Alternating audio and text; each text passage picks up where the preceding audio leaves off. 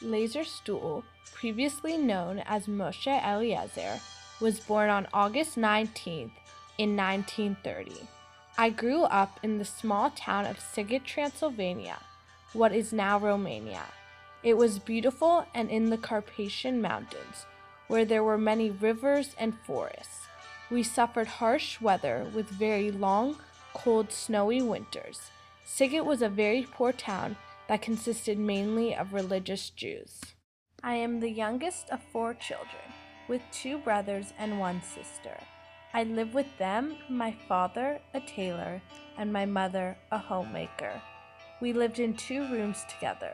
We were a Hasidic family, very religious, and I attended Heder, a religious school and a regular school. I loved being there with all my friends. My mother was very ill, which I didn't know before. This meant she had been suffering the pain of anti-Semitism as well as her painful sickness. I was a very optimistic child, always happy with what I had. Then, as Hitler's anti-Semitism beliefs began to spread, Romanian rule of Sighet became Hungarian's rule. We weren't recognized for being Jewish. We were recognized as the race that strives for money and power. The teachers began forcing students to write on Saturday, the Sabbath. This was a very Orthodox town, and the parents did not appreciate that we were forced to disobey our religion. The feelings that Jews weren't allowed to practice our religion grew. We were predominantly Jewish, so the entire community was able to stick together. No longer were we all equal. The Germans became the in-group, those who were more elite and were able to trick us and harass us. We were considered the other. It was then when the anti-Semitism grew greater, when the Nuremberg laws were passed. I was all of 5 years old. I wasn't really sure what was happening, but I saw the look of fear in my family's eyes. My grandfather suffered. At his job, he experienced harsh anti-Semitism and felt he was hiding his true self. My parents continued to try to keep our day-by-day routine the same, but we could all feel the tension. There was tension felt throughout the community, with cautious behaviors and a fear of what the next day might bring. The laws prohibited school, heder, and shul. Jews were not allowed to run businesses, be citizens, or even keep kosher. We pretty much couldn't live as we had, but this lifestyle became normal. There was no way to fight back. The German military marched in and took over. As I looked into their eyes, I questioned them. Did they really think we Jews were less than them? The German men stood there stiff. They had no facial expression, emotionless. Till this day, I have no idea the real emotions they were feeling. Any feelings felt by them were hidden. They seemed to naturally be men, but not caring about their surroundings. They seemed cold, unaffected, and filled with hate. How could they have such pure, strong hatred against another race?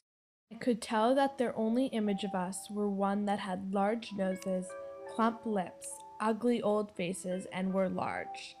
That was the Jewish stereotype, and one that we would be ridiculed with forever. Hitler's image of the Jews became that of the world's, through propaganda, books, and stories targeting Jews. My mother, fortunately, died before she had to suffer the harsh war. She didn't have to suffer the hungry and cold times, nor the fear we felt, never knowing what was going to happen next.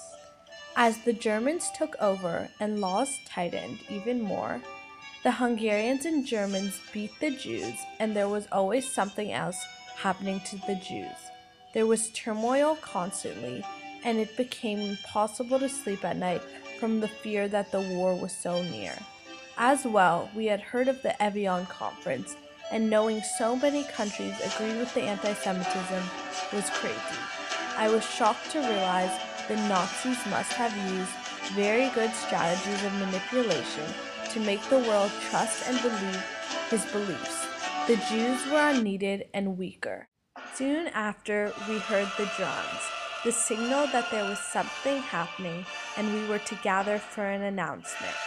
That was the night of broken glass, Kristallnacht. Tension erupted into this night of pain and terror. Screams and fear of the Jews heard throughout, and the laughter and power of the Germans was nearly palpable. The streets were destroyed, books and buildings burned, and we were in utter destruction. I could smell the nearby smoke surrounding the city. After our towns had been destroyed and filled with chaos, Jews were no longer allowed to leave their homes. The few times I would sneak out of the house to get food for the family, I was scared to death. I had to take off my star, run, and stay hidden. I did what I had to do because it was the only thing I knew. After, it became mandatory for the Jews to move into the ghetto. My grandparents had a home within the walls of the ghetto, so we went to live with them. After all the Jews moved into other homes, they built walls around the region with the Jews enclosed inside. Though some lucky ones were allowed to get work permits and leave the ghetto. It seemed okay, but we later realized it was not. In the ghettos, we had no running water or any electricity. Daily life included bartering, rationing for food, brutal discipline, and a constant struggle with despair. Our ghetto was soon evacuated to labor camps. They limited our packing, and we could only bring few valuables. We were then ordered to line up and walk a short way to the railroad station. We were ordered into crammed cattle cars as we watched many people be whipped to their deaths. We felt dehydrated and starved in the tight carts. When we finally arrived at Auschwitz, all hell broke loose. I was still young, so I was able to stay away from the Nazis. They started separating the males and females. That was when I knew I would have to leave my sister. I didn't want to separate from her because she, being the only girl, would be left alone. I was scared for her. I knew I still had my two brothers and dad to support me and protect me. It was painful for us to know she would have to suffer alone. After we were separated, they stood us in a line as a uniformed